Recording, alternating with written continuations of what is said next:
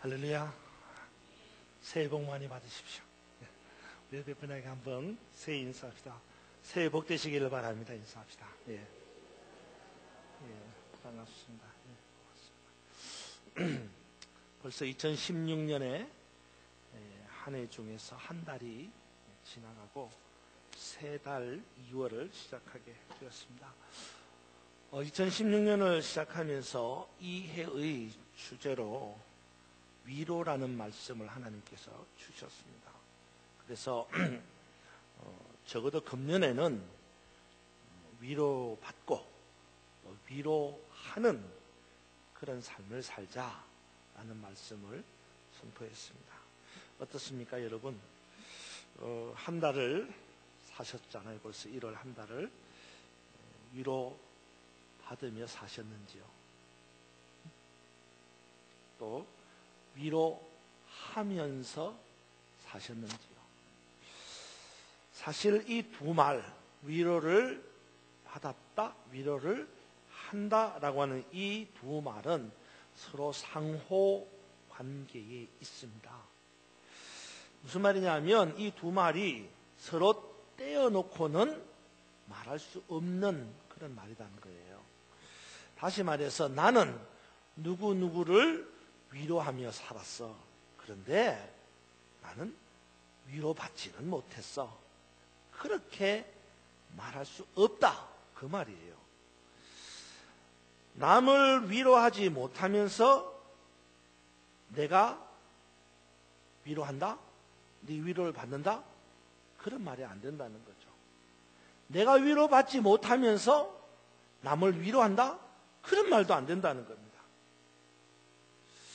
혹시 여러분 아시는지 모르겠는데 무라카미 하루카라는 사람, 일본 작가가 있습니다. 이 무라카미 하루카라는 일본 작가가 우리에게 뭐 이렇게 여러분이 잘 알려져서 아시는 분인지는 모르겠는데 이 사람이 지은 그 소설책 가운데 도쿄 기담집이라는 책이 있습니다.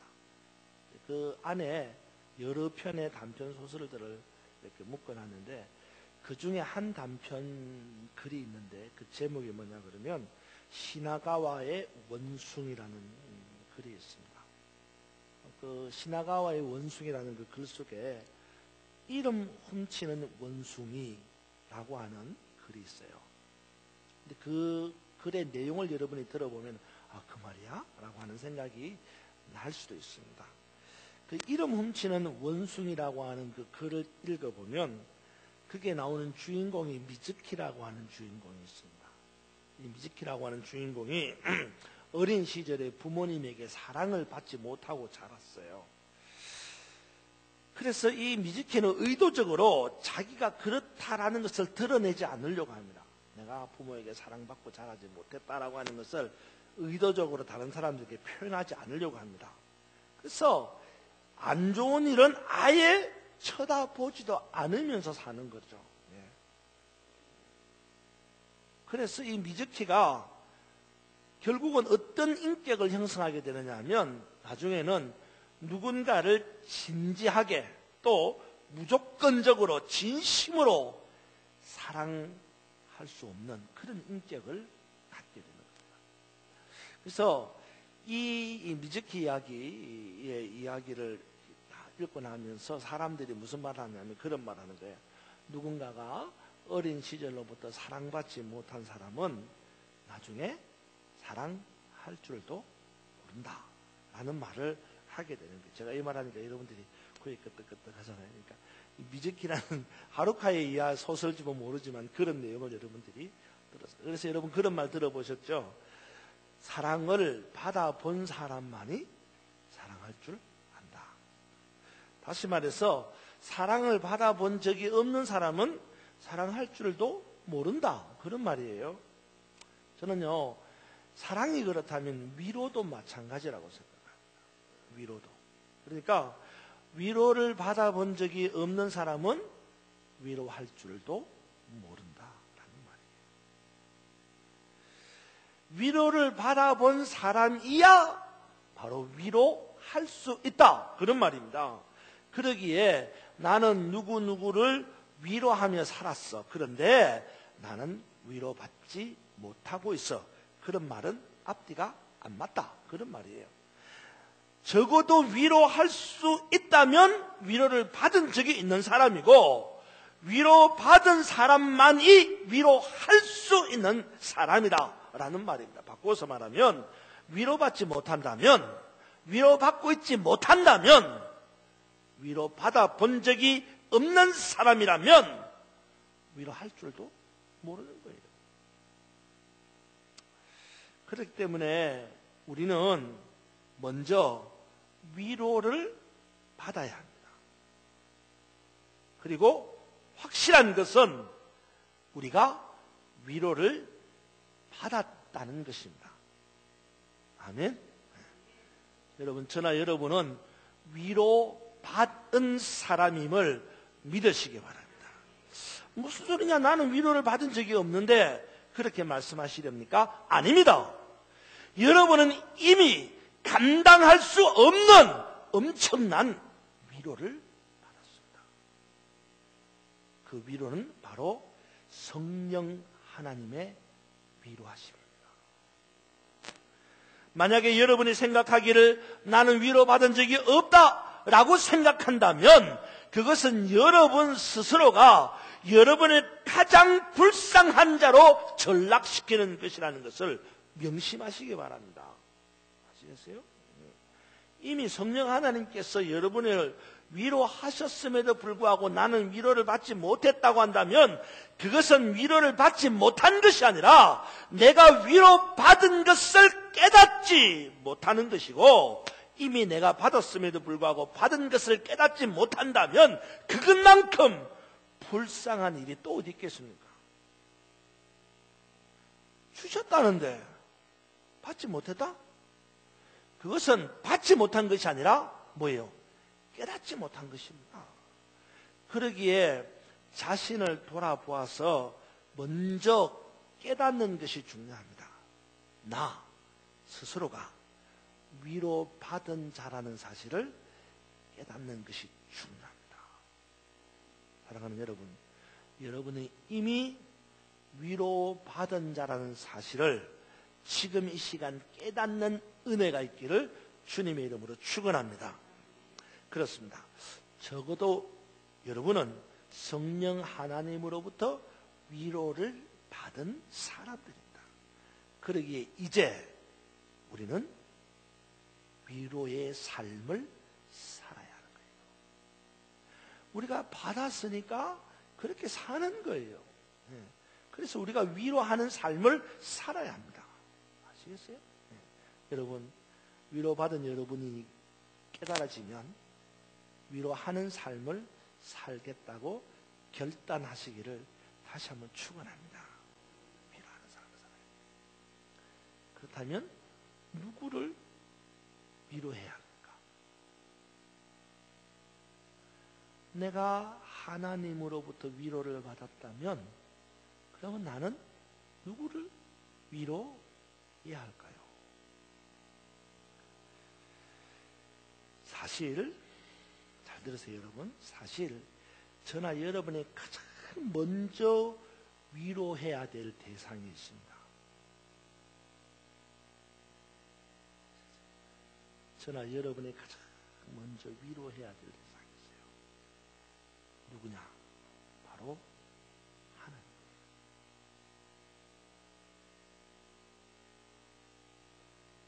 무슨 말이냐? 사람이 하나님을 위로한다? 정말 이상하게 들릴 수 있습니다. 그러나 이치가 그런 겁니다. 하나님은 사람에게 무척 실망하셨어요. 창조 때에 하나님이 보시기에 심히 좋았더라고 하셨는데 그 심히 좋았더라고 하신 하나님이 노아 때에 오면 사람 지으셨음을 뭐 했다 그랬어요? 한탄하셨다 그랬어요. 그러니까 굳이 우리식으로 표현한다면 그렇죠. 이런 겁니다. 굳이 우리식으로 표현하면 야, 내가 왜 저 사람을 만들어가지고 내가 왜 이 사람을 만들어서 이렇게 고민해야 되나? 이렇게 괴로워해야 되나? 그런 마음이었다는 거예요. 그만큼 사람들이 하나님을 실망시켰다는 겁니다. 그러니 이제라도 실망하시는 하나님을 위로해야 함이 마땅한 거예요. 하나님께서 죄로 인하여 절망 가운데 빠진 사람을 위로하셨듯이 우리도 우리를 향하여 한탄하시는 하나님을 위로해야 하는 것이 마땅하다 그 말이에요. 여러분, 내가 누구를 위로할까?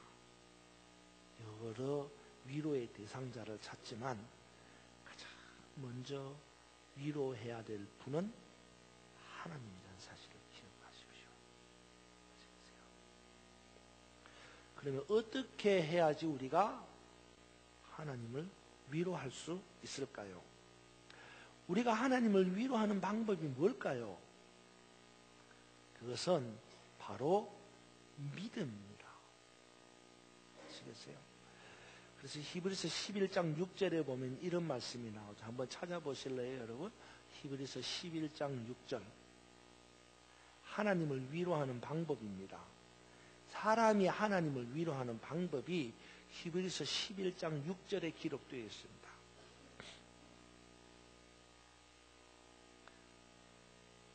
히브리서 11장 6절 다 찾으셨으면 하나님을 어떻게 해야지 우리가 위로할 수 있는가?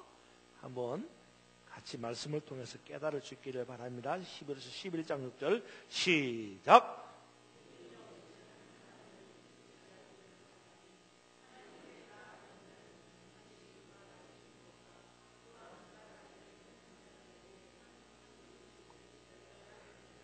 아멘. 말씀해 보니까 뭐라고 말합니까? 이렇게 말씀합니다. 믿음이 없이는 하나님을 기쁘시게 못하나니. 거꾸로 이야기하면 하나님을 기쁘시게 하는 방법이 뭐예요? 믿음. 하나님을 기쁘시게 하는 방법은 믿음이라는 겁니다. 우리가 하나님을 기쁘시게 하는 유일한 방법이 믿음이에요. 믿음이 없으면 하나님을 결코 기쁘시게 할 수 없다고 말씀합니다. 하나님이 계신 것과 자기를 찾는 자들에게 상 주시는 이심을 믿어야 할지니라. 그래야 하나님이 기뻐한다는 거예요. 하나님을 위로한다는 말이 무슨 말입니까? 하나님을 위로한다. 그 말은 다른 말로 이야기하면 하나님을 기쁘시게 하는 거예요. 그러므로 하나님을 위로하는 유일한 방법은, 하나님을 기쁘시게 하는 유일한 방법은 믿음뿐이라는 것입니다. 사랑하는 여러분, 하나님은 자신의 아들 독생자 예수 그리스도를 십자가에 못 박아 죽이시기까지 하면서 우리를 위로하셨어요.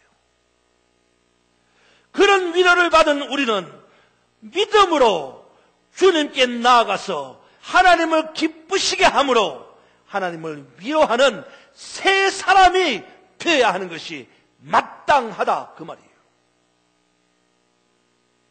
여러분, 여러분에게 그런 믿음이 있습니까? 간절히 바라기는 여러분에게도 하나님을 기쁘시게 하는 믿음, 하나님을 위로하는 믿음이 있기를 주님의 이름으로 축원합니다. 2월을 시작하면서 이 2월의 주제를 성실함으로 주제를 정했습니다. 그래서 우리가 성실한 성품, 성실한 품성을 가지자를 주제로 정했습니다. 그래서 초하루 월삭 새벽 예배 때에 그렇게 말씀드렸습니다. 그리스도인은 성실한 사람이 되어야 합니다. 그래서 그 모델로 갈렙을 정했었습니다. 그렇죠? 2월 첫 주일에 그런 말씀을 전하고 오늘 다시 한번 여러분에게 강건합니다. 여러분, 성실한 그리스도인이 되기를 주님의 이름으로 축원합니다. 다시 한번 성실한 그리스도인이 되기를, 성실한 그리스도인이 되기를 주님의 이름으로 축원합니다. 이 2월의 주제인 성실함이란 어떤 겁니까? 성실이 뭡니까, 여러분? 성실함이라는 말을 다른 말로 바꾸면요, 믿음이라는 말이에요. 믿음. 이 성실이라는 말을 다른 말로 바꾸면 믿음이라는 말로 바꾸는 겁니다. 그래서 여러분, 갈렙의 성실함, 그 갈렙의 성실함이 뭐예요? 환경이나 주변 상황에 흔들리지 않고 오직 주님이 주신 꿈과 비전을 붙잡고 믿음으로 달려가는 그 갈렙의 성실함을 초하루 월상 예배 때 말씀을 드린 겁니다. 성실은 믿음이라는 거예요. 비록 환경이나 주변 상황이 어떠하든지 간에 성실하게 믿음으로 나아가는 그 갈렙처럼 우리도 또한 변함없이 환경이나 상황에 굴하지 아니하고 성실하게 믿음으로 나아가자고 말씀드렸습니다. 그렇습니다. 성실함이 뭐냐? 믿음이에요. 성실함. 우리가 하나님을 위로할 수 있는 유일한 방법은 믿음이라고 할 때에 그 믿음의 구체적인 행위가 뭐냐? 성실이라는 거예요. 환경에 구애받지 않는 성실함, 흔들리지 않는 믿음, 이런 것이 하나님을 위로하는 것이다, 그 말입니다. 오늘 저와 여러분이 함께 읽은 다니엘 3장의 말씀 역시 하나님을 위로할 수 있는 성실함, 믿음을 보여주고 있는 내용입니다. 여러분, 오늘 말씀을 통해서 여러분에게도 오늘 본문에 나오는 이 다니엘의 세 친구처럼, 사드락과 메삭과 아벳느고 이 다니엘의 세 친구처럼 성실함, 믿음이 있기를 다시 한번 주님의 이름으로 축원합니다. 오늘 본문의 내용은 여러분들도 잘 아시는 내용입니다. 그렇죠? 이 본문에 등장하는 다니엘의 세 친구가 있었습니다. 이름은 사드락과 메삭과 아벳느고였습니다. 이들의 원래 이스라엘의 이름이 뭐였습니까? 하나냐, 미사엘, 아사랴, 이 세 사람이었습니다. 그런데 이들이 바벨론으로 포로로 잡혀가면서 이들의 이름이 바뀌었어요. 바벨론식으로. 사드락과 메삭과 아벳느고라는 이름으로 바뀌었습니다. 그런데 이들에게 엄청난 시련이 다가왔습니다. 바벨론의 포로로 붙잡혀 간 것도 말할 수 없는 시련이었는데 어친데 덮친 격으로 이들에게 신앙적인 강력한 도전이 왔습니다. 다름이 아니라 정한 시간에 왕의 신상 앞에 엎드려서 절을 해야 한다라고 하는 명령이었습니다. 그렇게 하지 않는 사람은 무조건 다 잡아다가 풀무불에 던져서 죽게 만들어 버리겠다는 것입니다. 사드락과 메삭과 아벳느고는 선택의 순간을 맞이할 수밖에 없었습니다. 엎드려 절을 하느냐, 절을 하지 않느냐. 왕의 심상에 엎드려서 절을 하면 살고 절하지 않으면 죽는다라고 하는 이 절체절명의 위기 순간에서 선택을 해야 합니다. 어떻게 선택을 하느냐에 따라서 사느냐 죽느냐가 결정되는 겁니다. 그런데 이들의 선택은 우리가 알다시피 왕의 신상에 절하지 않는 결정이었습니다. 우리가 왕의 신상에 절하지 않으므로 풀무불에 던져진다고 할지라도 전능하신 하나님이 그 풀무불 가운데서 우리를 건져주실 것입니다. 만약에 그렇게 하지 아니한다 할지라도 우리는 절대로 왕의 신상 앞에 절할 수 없습니다. 라는 선택을 한 겁니다. 물론 이들은 마침내 7배나 뜨거운 풀무불에 던짐을 당합니다. 그러나 하나님께서는 그들을 머리털 하나 상하지 않게 하시고 풀무불에서 살려주시는 은혜를 베풀어 주셨습니다. 여러분 잘 아시죠? 그리 아니하실지라도 다니엘의 세 친구 사드락과 메삭과 아벳느고 이 세 친구가 보여준 믿음의 고백은 지금까지 우리 신앙의 표준이 됩니다. 여러분에게도 이런 믿음의 고백이 있습니까? 여호수아서에서 갈렙이 보여준 성실함, 다니엘서에서 다니엘의 세 친구 사드락과 메삭과 아벳느고가 보여준 이 믿음, 이런 것이 저나 여러분에게도 있느냐라는 말입니다. 오늘 우리가 하나님을 위로할 수 있는 것이 바로 이런 성실함과 이런 믿음이 하나님을 위로할 수 있다는 것을 기억하십시오. 우리는 갈렙을 보면서 헤브론을 기업으로 받은 것에만 초점을 맞춥니다. 우리가 갈렙을 보면서 갈렙은 성실함으로 말미암아 뭐예요? 헤브론을 기업으로 받았다는 이 축복에 초점을 맞추고 있다는 거예요. 또 우리는 사드락과 메삭과 아벳느고를 보면서 풀무불에서 살아나온 것에만 초점을 맞추고 있습니다. 그리 아니하실지라도 라고 하는 이 성실한 믿음의 고백 때문에 사드락과 메삭과 아벳느고는 죽지 않고 살았다 라고 하는 이 축복의 통로에만 초점을 맞추고 있다 이 말입니다. 그러면서 뭐라고 이야기하죠? 축복을 받으려면, 기업을 얻으려면, 살려면 성실해야 한다, 믿어야 한다, 그렇게 말합니다. 틀린 것 아닙니다, 물론. 그러나 그것보다 더 중요한 것이 있습니다, 여러분. 우리의 성실함이나 우리의 믿음이 축복을 받기 위한 도구여서는 안 된다는 사실이에요.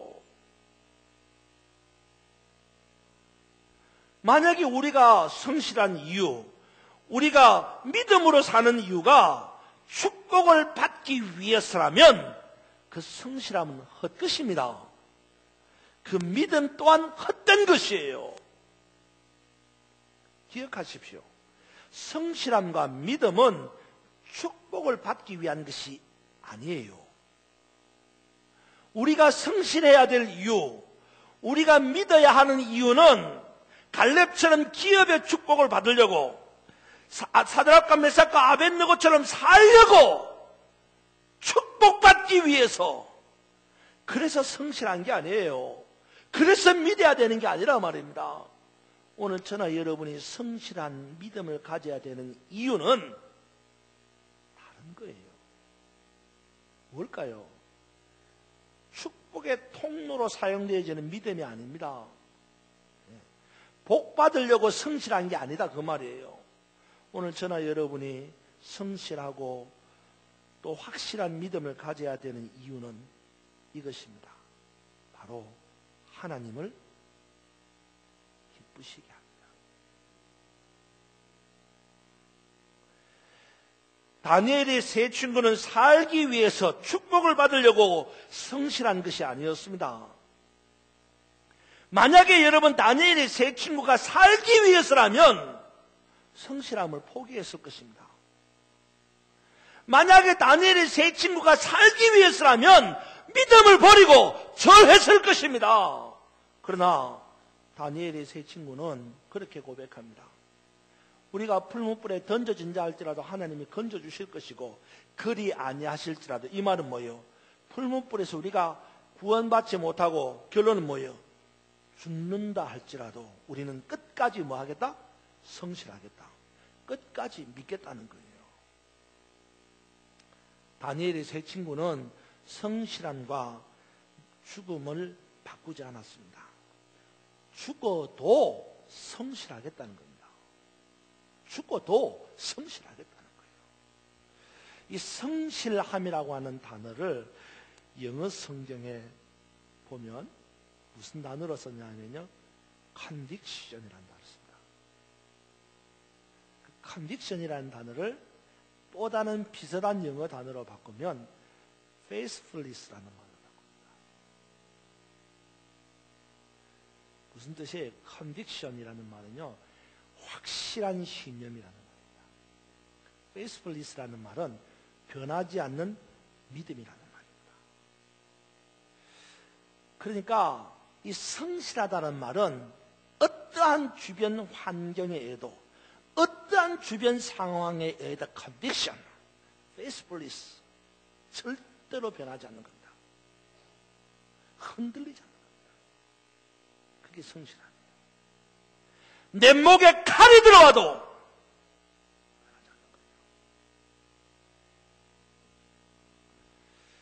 그러니까 갈렙도 그렇고 다니엘의 세 친구도 그렇고 이들은 어떤 상황 속에서도 변함없는 믿음을 가지고 확고한 신념을 가지고 하나님께 나아갔다는 겁니다.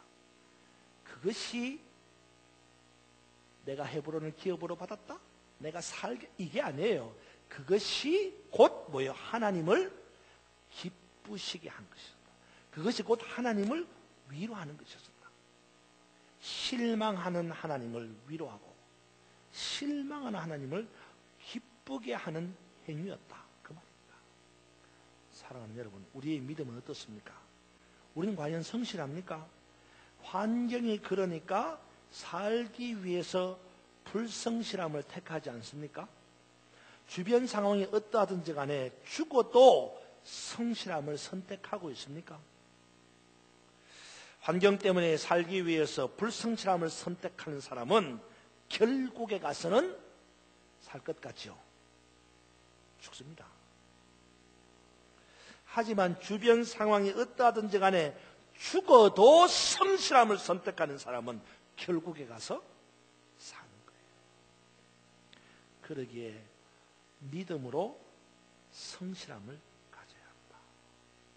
사느냐 죽느냐의 문제 때문에 성실함과 바꾸지 마십시오.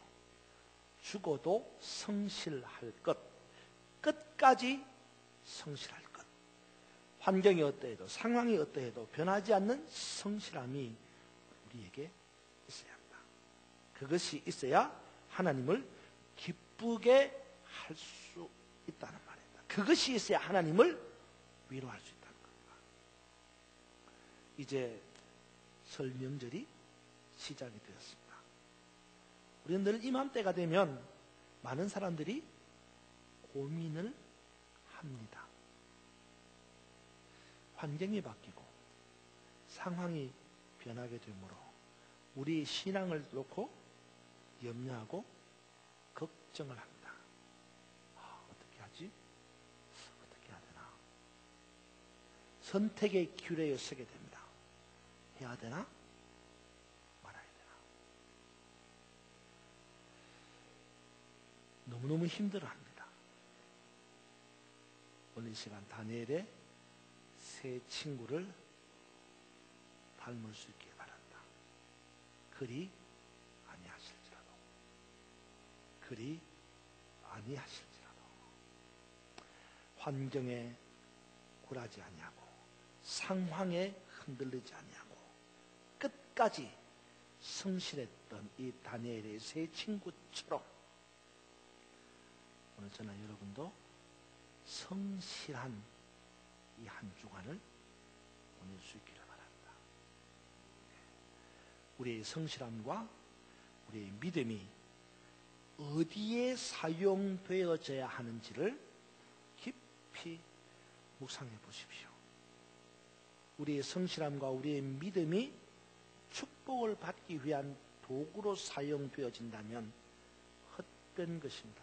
잘못된 것입니다. 우리의 믿음과 우리의 성실함이 끝까지 축복을 받는 통로로 사용한다면 하나님은 여전히 마음 아파하실 것입니다. 우리의 성실함과 믿음은 우리를 위한 것이 아니라 하나님을 위한 것입니다. 우리가 성실하고 우리가 믿음의 길로 달려가는 것은 하나님을 기쁘시게 하고 하나님을 위로하는 것이어야 합니다. 여러분, 믿음은 성실합니다. 다니엘의 세 친구들처럼 성실한 믿음으로 하나님을 기쁘시게 하는, 하나님을 위로하는 이 설 명절 한 주간이 되기를 주님의 이름으로 축원합니다.